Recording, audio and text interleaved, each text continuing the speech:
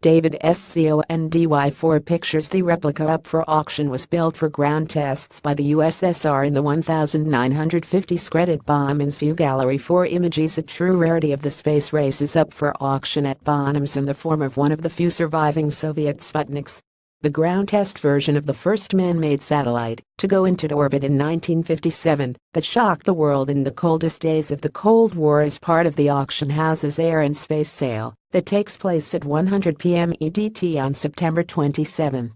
In 1957, the USSR threw the free world into a panic with the launch of sputnik-1 into orbit in a propaganda exercise intended to demonstrate the communist state's technological superiority.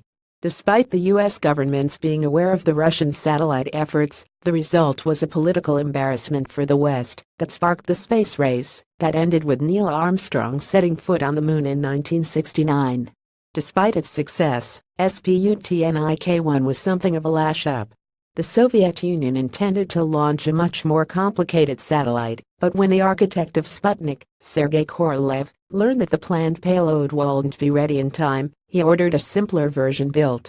This suited the Soviet leader Khrushchev's desire for a propaganda victory and that of Korolev, who faced the threat to his freedom and even his life after a string of failures to provide the communists with a functioning nuclear ICBM. Like the sputnik-1 that flew into orbit on October 4, 1957, the test replica is a polished aluminum sphere 23 and 58 centimeters in diameter with 4 spring-mounted external whip antennas. It consists of an outer shell to protect the satellite against heat and an inner pressurized shell to protect the pre-solid-state electronics made up of a simple radio transmitter and a 12V battery. The replica includes a 57 inches 1,448 mm manganese brass stand and an anti-static O-ring. Altogether, satellite and stand weigh about 100 pounds 45 kilograms and stand 78 and 1,981 mm tall. The Sputnik was previously part of the collection of Heinz Miller of Austria and was originally built for electromagnetic compatibility and electromagnetic interference testing. Only 3 of the original Sputniks remain in private hands.